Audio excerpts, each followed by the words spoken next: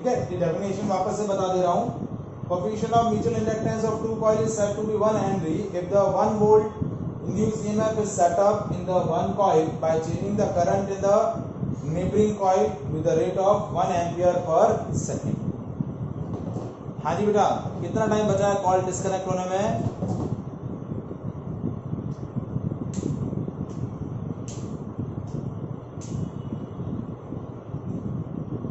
सुनाई नहीं दे रहा है। वंदन, मान्या, आर्या,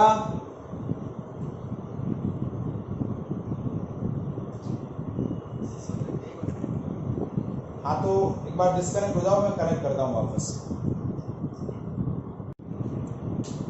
अब देखिए नेक्स्ट फिनोमेना है self inductance.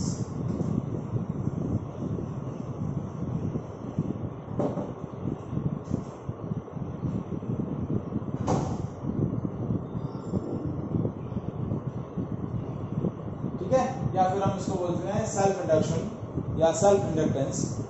So it is what is the self induction? It is the phenomena of producing of induced EMF in a one coil when changing current is passing through it.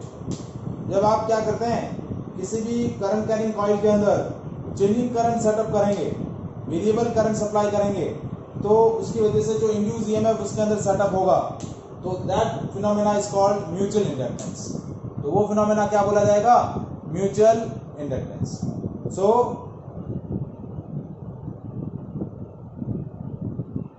it is phenomena of producing induced EMF in one coil, the induced EMF in coil by changing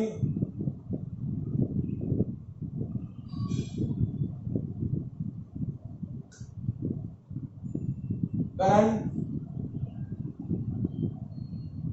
pass through it. By changing current which is passed through it, that is called induced EMF. जैसे देखिए एक coil है, इस coil को मैंने battery की और rheostat से कनेक्ट कर दिया। अब इसके अंदर करंट सप्लाई कर रहा हूं। अब ये जो करंट सप्लाई हो रही है, that current is increasing. Current कैसी है? इंक्रीजिंग करंट, मतलब मैं रेजिस्टेंस की वैल्यू जो है वो सर्किट में कम करता जा रहा हूं। तो करंट रेजिस्टेंस की वैल्यू कम होगी तो इंक्रीजिंग करंट सप्लाई करेगी। तो इंक्रीजिंग करंट की वजह से क्या होगा?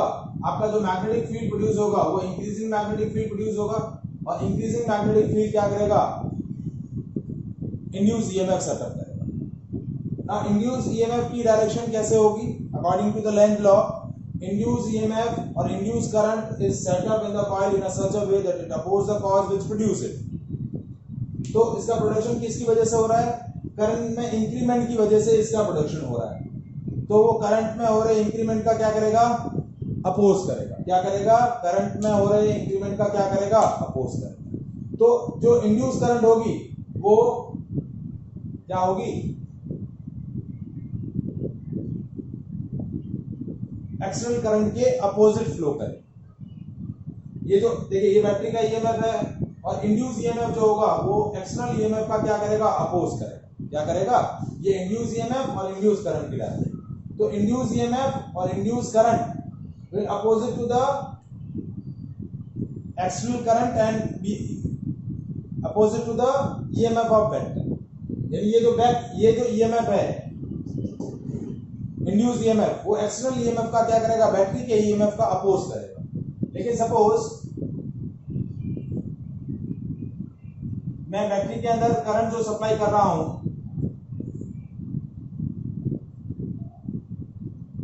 सपोज वो करंट क्या है? डिक्रीजिंग। क्या सप्लाई हो रही है? डिक्रीजिंग करंट सप्लाई हो रही है।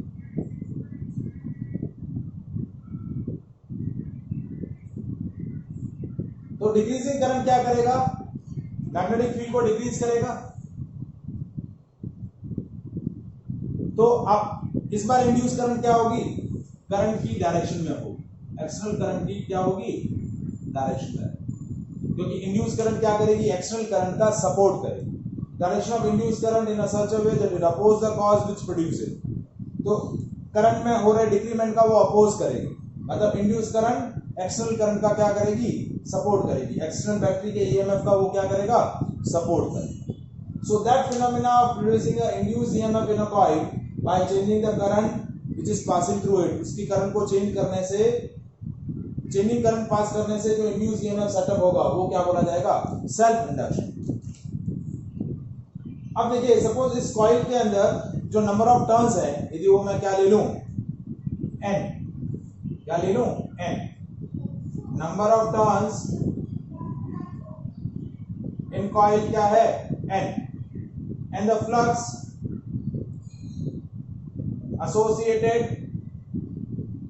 with coil that I am taken n phi, कितना ले लूं, n phi, flux associated with the coil at any instant is n phi। तो ये जो n phi की वैल्यू है वो किस पे डिपेंड कर रही है, इस करंट पे, क्योंकि करंट की वैल्यू इंक्रीज करूंगा तो फ्लक्स भी इंक्रीज होगा, करंट की वैल्यू डिक्रीज करूंगा तो फ्लक्स भी डिक्रीज होगा। तो n phi की वैल्यू किस पे डिपेंड कर रही है, I पर डिपेंड कर रही है। प्रोपोर्शनलिटी साइन रिमूव करूंगा, I add a constant and that constant is L and that constant is known as coefficient of self inductance of the coil। L is what, n phi by I। L की value क्या हो गई, n phi by I, और L क्या है, L है coefficient of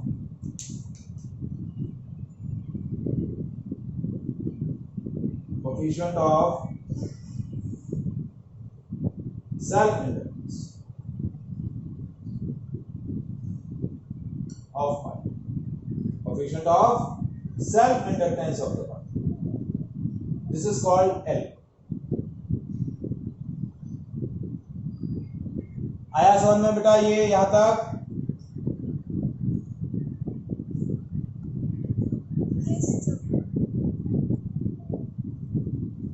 वंदन मान्या समझ में आ रहा है बेटा? तो देखिए अब मेरा जो next expression coefficient of self inductance का है वो देखिए कैसे डराइव हो रहा है। एक हमने डराइव किया L n phi by I। अब देखिए इंड्यूस ईएमएफ होता है E d by dt of n phi, क्योंकि minus d phi by dt of n phi, rate of change of flux is called mutual inductance, sorry induce EMF, rate of change of flux is called induce EMF. इसको लिख सकते हैं n d phi by dt। तो n phi की value किसके equal है, Li के, तो E minus d by dt of Li, L coefficient है बाहर आ जाएगा constant, minus di by dt। This is called induce EMF, minus L di by dt in terms of coefficient of self inductance. तो L की value क्या आ गई, E upon minus di by dt। This is called second expression of coefficient of self inductance. L क्या है, coefficient of self inductance.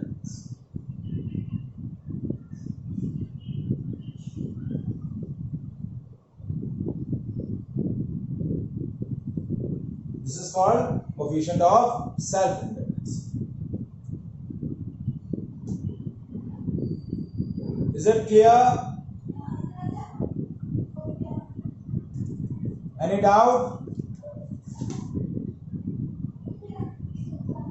अब दो definition बनेगी, एक ये डेफिनेशन और एक ये definition.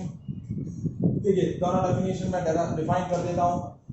If I is equals to 1 ampere, so L is equals to n phi।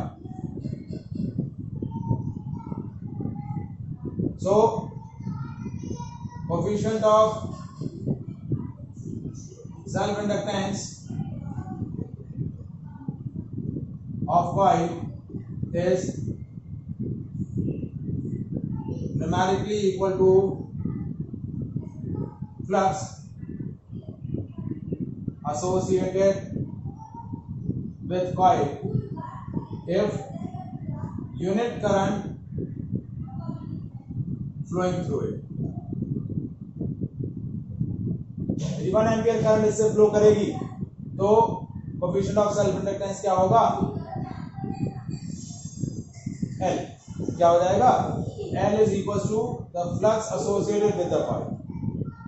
ठीक है, और सेकेंड एक्सप्रेशन क्या बनेगा, सेकेंड डेफिनेशन क्या बनेगी, if di by dt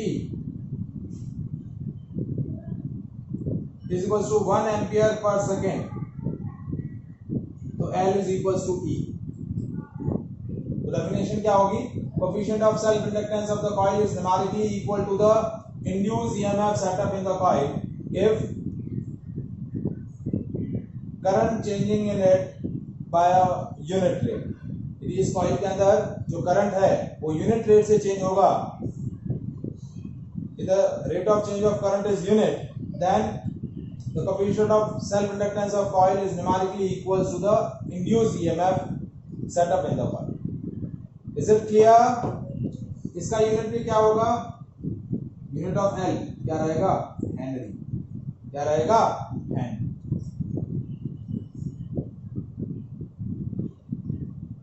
Is it clear? Any doubt? अब देखिए हमें सोलेनॉइड कॉइल का self inductance, coefficient of self inductance calculate करना है और दो कोएक्सियल सोलेनॉइड कॉइल का coefficient of mutual inductance calculate करना है।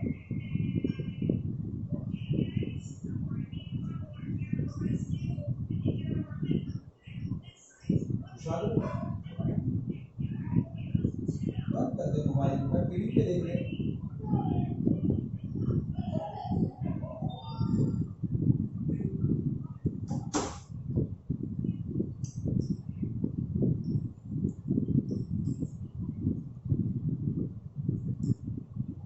तो नेक्स्ट हमारा जो टॉपिक है, देखिए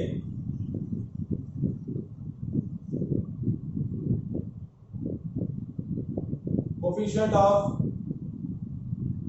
self inductance of solenoid coil, long solenoid.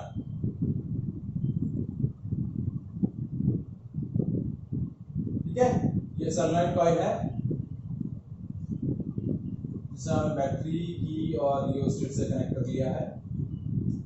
ठीक है, अब इस सोलेनॉइड कॉइल का लेंथ हमने L दिया है, उसकी रेडियाई जो है वो R है और जो लेंथ है वो रेडियाई के कंपैरिजन में बहुत ही ज्यादा है, and it has small n number of turns पर unit length and the current flowing through it is I।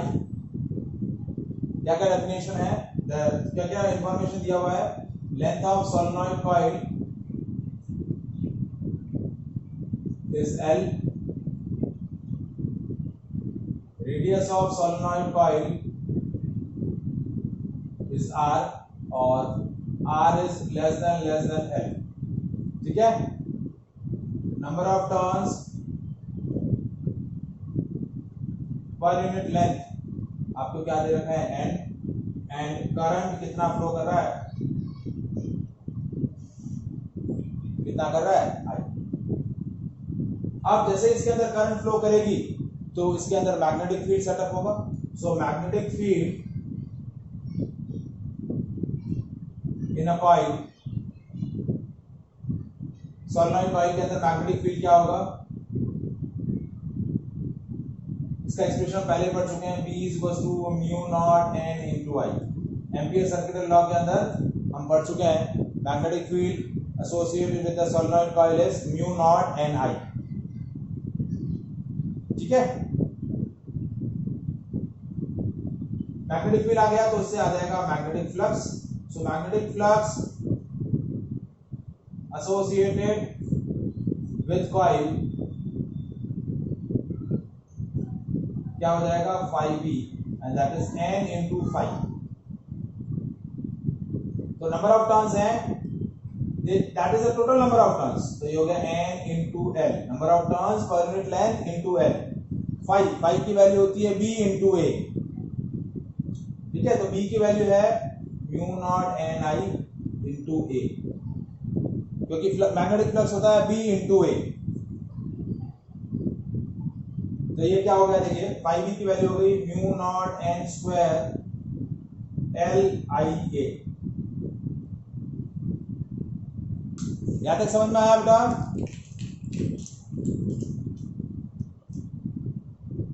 ये फाई की वैल्यू हो गई। ठीक है, अब हमने कोएफिशिएंट ऑफ सेल्फ इंडक्टेंस क्या पढ़ा था? L is equal to n phi by I, ये पढ़ा था। तो ये n फाई की वैल्यू है और डिवाइड बाय आई, तो L क्या हो गया देखिए, mu naught n square L A into I upon I, I से आई कैंसिल हो गया, तो coefficient of self inductance of long solenoid क्या आ जाएगा, mu naught n square L into ए।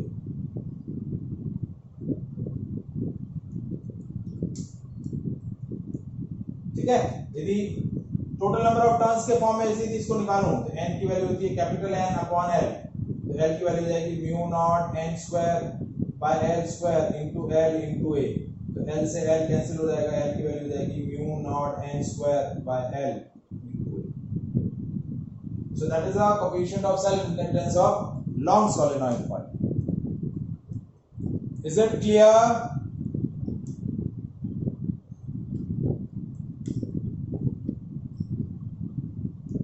और इसी लॉन्ग सोलेनॉइड कॉइल को हम क्या बोलते हैं, इंडक्टर। क्या बोलते हैं, inductor. This will be the third circuit element. देखिए दो सर्किट एलिमेंट हम डिस्कस कर चुके हैं, पहला रेजिस्टर और कैपेसिटर, और तीसरा सर्किट एलिमेंट जो होता है वो होता है this long solenoid coil which is known as inductor coil. इसको हम क्या बोलते हैं, इंडक्टर कॉइल, इंडक्टर, जिसके अंदर जब चेंजिंग करंट सप्लाई होगा तो उसके अंदर इंड्यूस ईएमएफ सेटअप होगा। So that third element is inductor. ठीक है, और इंडक्टर के लिए हमेशा क्या डिफाइन होता है, coefficient of self inductance, coefficient of mutual inductance. Is it clear? Any doubt?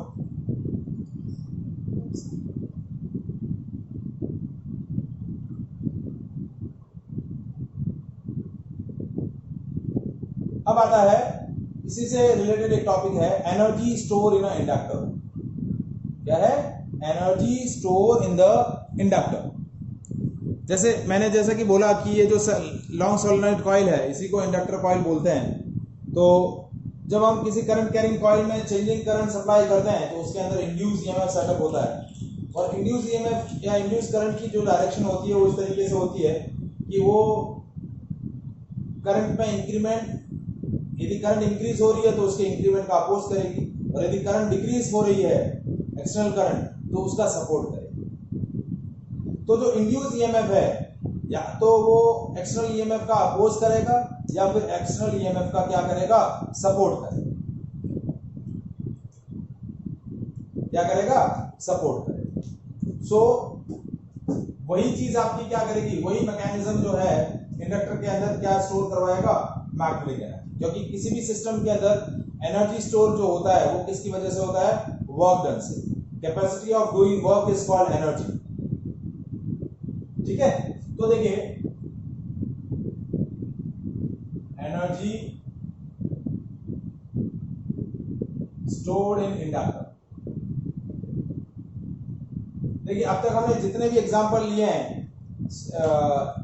Induce EMF develop करने के, इसके अंदर हमने क्या बताया है कि यदि सिस्टम के अंदर इंड्यूस ईएमएफ कंटिन्यूअसली मेंटेन करना है तो आपको क्या करना पड़ेगा, एजेंसी को वर्क करना पड़ेगा, और एजेंसी जो वर्क करेगी वही वर्क एनर्जी के फॉर्म में स्टोर होगा। तो यहाँ पर जो हम कॉइल ले रहे हैं, इंडक्टर कॉइल, जिसको हमने वेरिंग करंट से एसोसिएट किया है, मतलब इसमें जो करंट फ्लो कर रही है वो वेरिएबल करंट फ्लो कर रही है। तो अब जो इंड्यूस ईएमएफ है जिसको हम क्या बोलते हैं, बैक ईएमएफ भी बोलते हैं। क्या बोलते हैं, back EMF.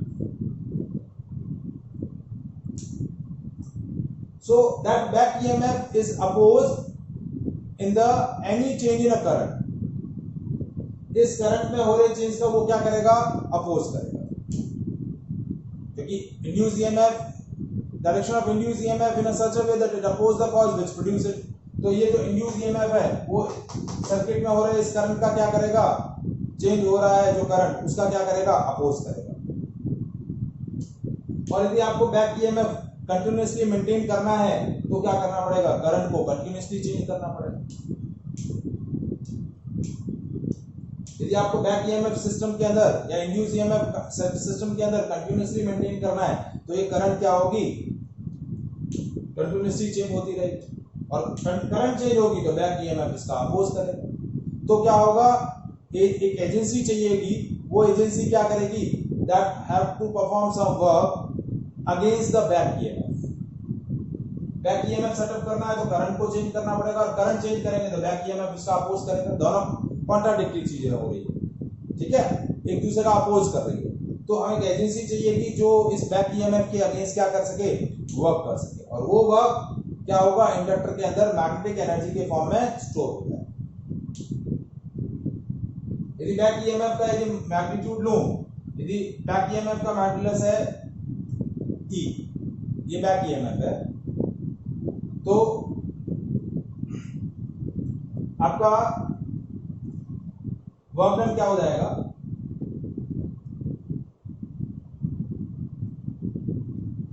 Work done by agency against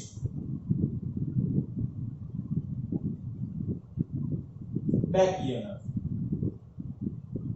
यदि मैं स्मॉल वर्क डन की कैलकुलेशन करूं तो स्मॉल वर्क डन क्या हो जाएगा,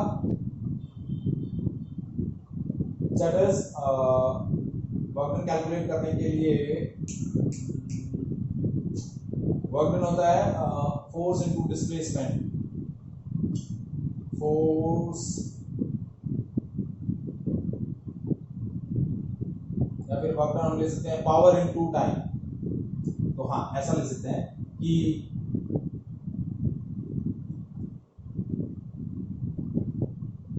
ये लिख दिया मैंने पावर V इंटू आई, पावर और इंटू dt,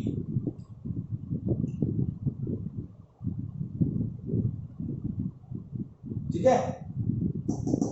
अब बैक ईएमएफ, इसके अंदर ये जो बैक ईएमएफ सेटअप हो रहा है उसकी वैल्यू होती है minus L D I by D T. तो इसका मॉडुलस क्या हो जाएगा, L D I by D T into I. ये मैंने बैक ईएमएफ का एक्सप्रेशन लिखा, इंटू आई इंटू डी, ये डी टी से डी टी कैंसिल हो गया, वर्क डन क्या हो गया, L I D I. Integrate किया 0 टू W, इसको इंटीग्रेट किया 0 टू I, ठीक है। तो वर्क डन हो गया half LI square. Work done कितना हो गया, हाफ LI स्क्वायर, क्योंकि I का इंटीग्रेशन करेंगे तो I स्क्वायर बाय 2 और L बाहर है तो ये हो जाएगा half LI square. So this half LI square is energy store in a inductor, और यही एनर्जी मैग्नेटिक एनर्जी होगी। तो magnetic energy store in inductor is half LI square. Capacitor के अंदर एनर्जी कितना, इलेक्ट्रिक एनर्जी कितना स्टोर होता है, हाफ CB स्क्वायर, और इंडक्टर कॉइल के अंदर जो मैग्नेटिक एनर्जी स्टोर होगा वो होगा half LI square. Is it clear?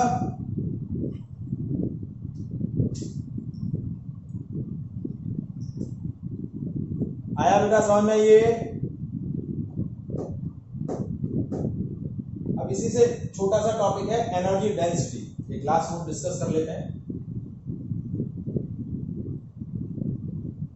तो एनर्जी डेंसिटी क्या होता है, energy produce in inductor per unit volume, small e से रिप्रेजेंट करेंगे, सो दैट इज, या स्मॉल ub से रिप्रेजेंट करेंगे, that is capital UB upon V, V volume है, ये हो गया half LI square upon V, ठीक है। अब ये यदि हम इंडक्टर कॉइल, मैंने क्या बोला था कि ये आपकी एक तरीके से क्या है, इंडक्टर सोलेनॉइड कॉइल है, तो हाफ L का वैल्यू क्या था, mu naught n square L into A, that is the coefficient of self inductance of solenoid coil. और I की वैल्यू देखिए, मैग्नेटिक फील्ड होता है B equals to mu naught I Ni, B क्या होता है, ये मैग्नेटिक फील्ड है, ये क्या है, magnetic field in the coil, current की वैल्यू क्या हो जाएगी, करंट की वैल्यू हो जाएगी B upon mu naught n, ये हो गया B upon mu naught n का whole square upon V। Solenoid coil है, उसका एरिया A है, लेंथ L है, तो वॉल्यूम हो जाएगा A इंटू L। तो देखिए ये A इंटू L से ये A इंटू L गया, हाफ बाहर, म्यू नॉट बाहर, n square into B square upon mu naught square into n square. ये n स्क्वायर से ये n स्क्वायर गया, ये म्यू नॉट से ये म्यू नॉट गया, तो ये आपका मैग्नेटिक फील्ड एनर्जी डेंसिटी आ गया हाफ या b square by 2 mu naught. This is called energy density, magnetic energy density. This is called magnetic energy density.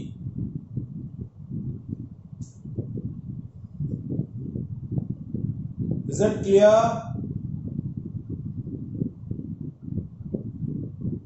Yes, sir. Any doubt?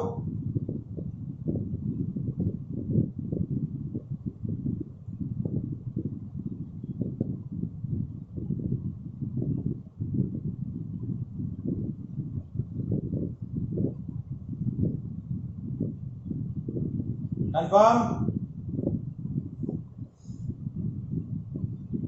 आगे करें?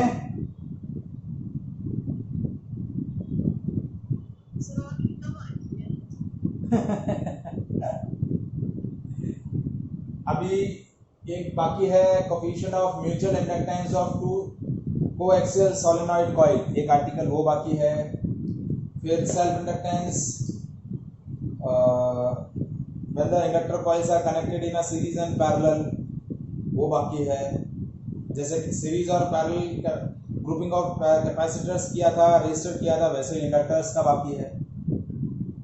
और फिर एसी जनरेटर, ये 3 टॉपिक बाकी है। Generator तो ज़्यादा बड़ा नहीं है, छोटा ही है, तो 3 टॉपिक बाकी है। एक क्लास चाहिए मुझे, ज़्यादा नहीं, और मैक्सिमम 2 न्यूमेरिकल्स हो तो 2। एग्जाम कब से है? 70। तुम्हारा कब से है बेटा? 70। मान्या का मंडे से है ना। ये चैप्टर तो समझ में, चैप्टर का मेन कोर मैंने बता दिया सारा। अब जो 2-3 जो टॉपिक मैंने बता रहा हूँ वो कंपटीशन के हिसाब से है, बोर्ड के हिसाब से जो बताना था वो सारा हो गया है।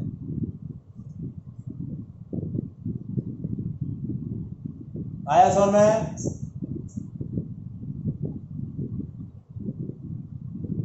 Any doubt? No, sir.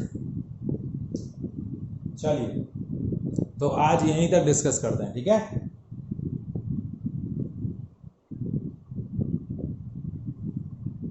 Bye.